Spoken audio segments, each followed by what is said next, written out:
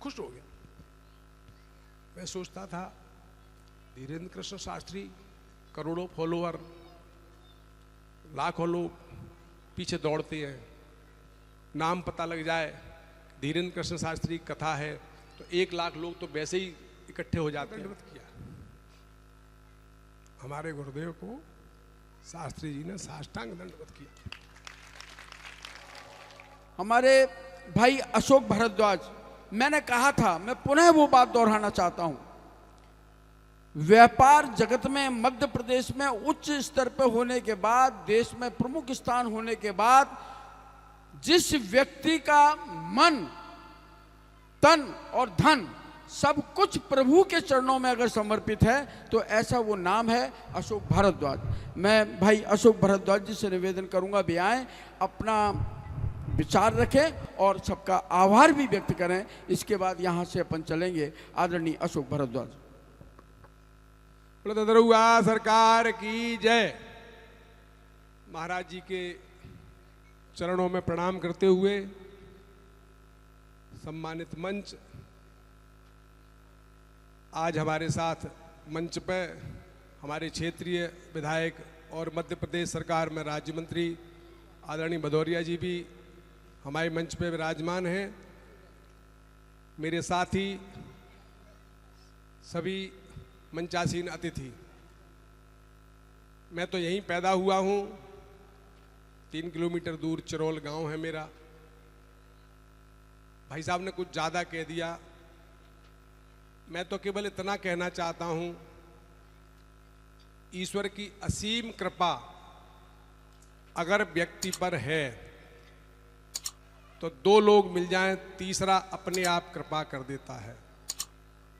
2 में पहला स्थान मैं माँ को देता हूँ। माँ महात्मा और परमात्मा, माँ महात्मा परमात्मा।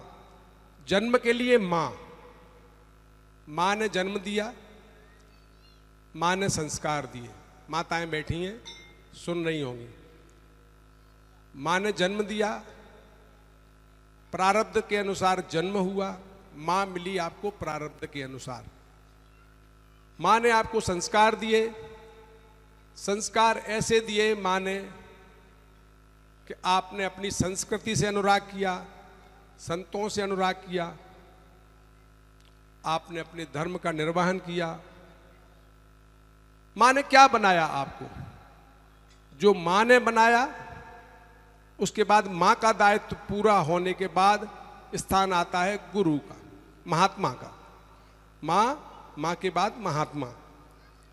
महात्मा का जो दायित्व है, गुरुवर का जो दायित्व है, माँ बचपन में जो संस्कार दे देती है उसको निखारने का काम गुरु करती है।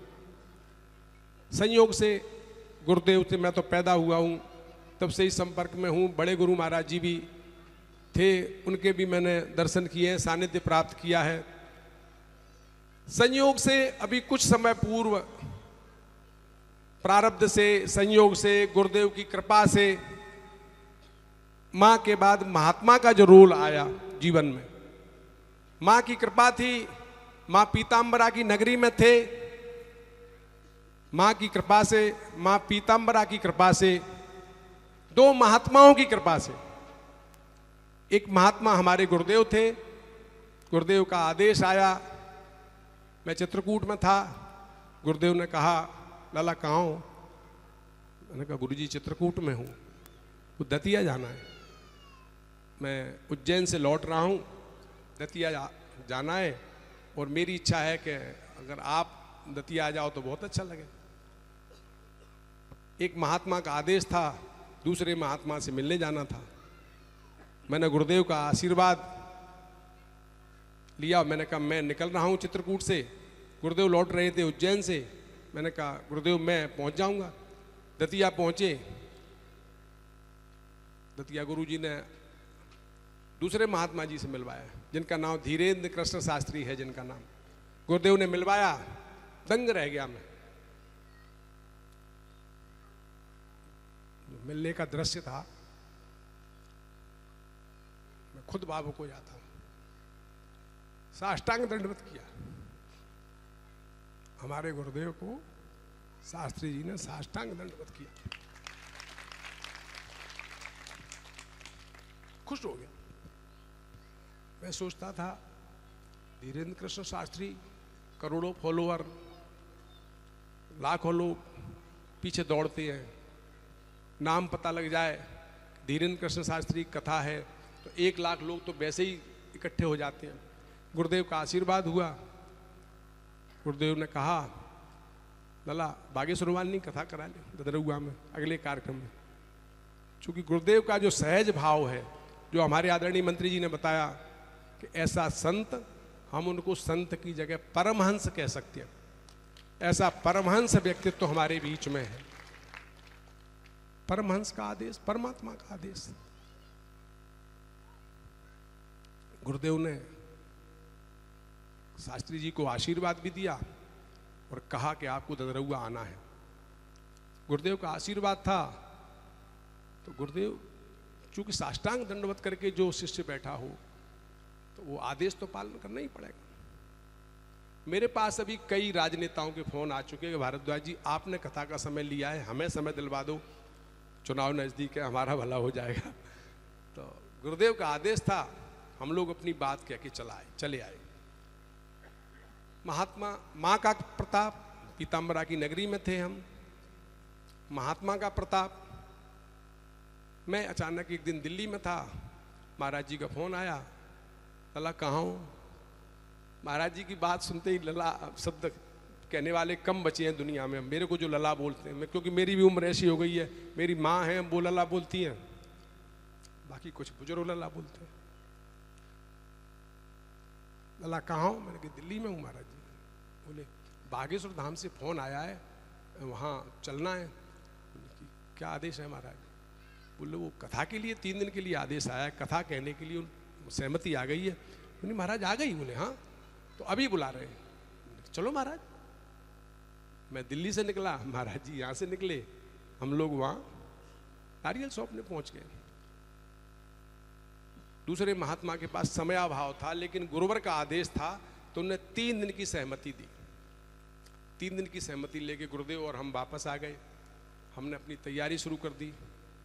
अचानक फिर महाराज का आदेश आया, एक बार फिर खबर आती है, लला कहाँ हो? हमने कहा आदेश गुरु जी। बोले 3 दिन के 5 दिन हो गए। बढ़िया।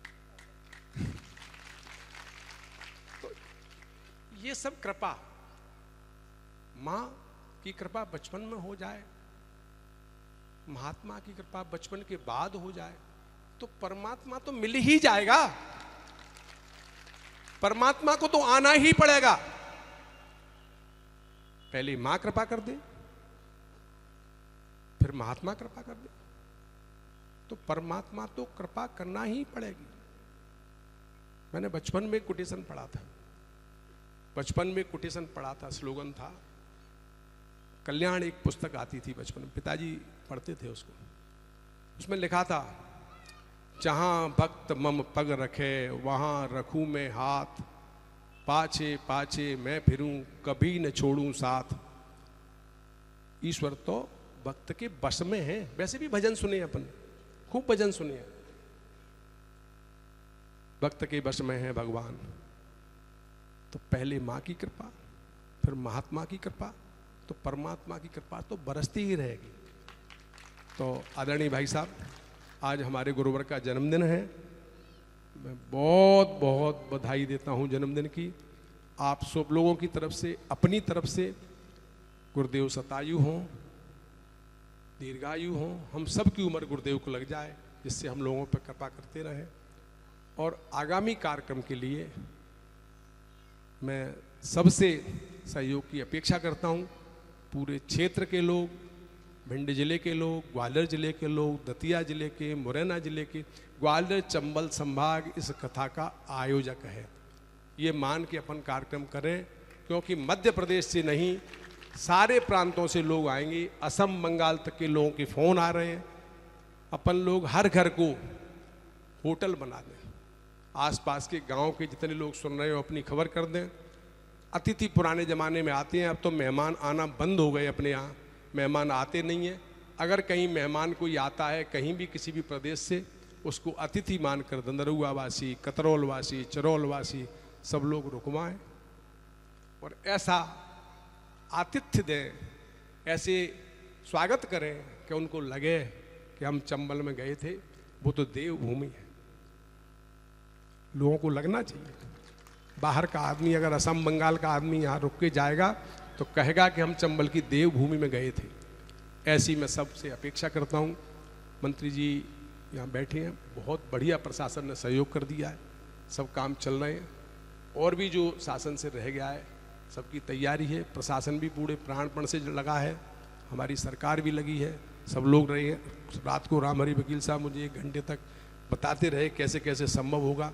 मैं सबसे अपेक्षा करता हूँ जो भी इसके लिए सुझाव हों, जिसके पास जो सुझाव हों, सबके सुझाव सादर आमंत्रित हैं। सब लोग मिलके एक बार इस कथा को ऐसी अविस्मरणीय बना दें कि लोग इस तीर्थ को याद करें, अपने अपने घर जाएं तो ये सोच के जाएं कि जो आनंद दंदरुआई कथा में आया वो हिंदुस्तान में हमने कभी देखा नहीं है न लिया है। जय जय दंदरुआ सरकार की जय। जय हो। बहुत बहुत धन्यवाद भाई अशोक जी। क्षेत्र की जनता की भावना के अनुकूल आपने अपने उद्गार व्यक्त किए। सबसे सहयोग आपने जो अपेक्षित किया, आपको सहयोग मिल भी रहा है और ये सहयोग आपके लिए है भी।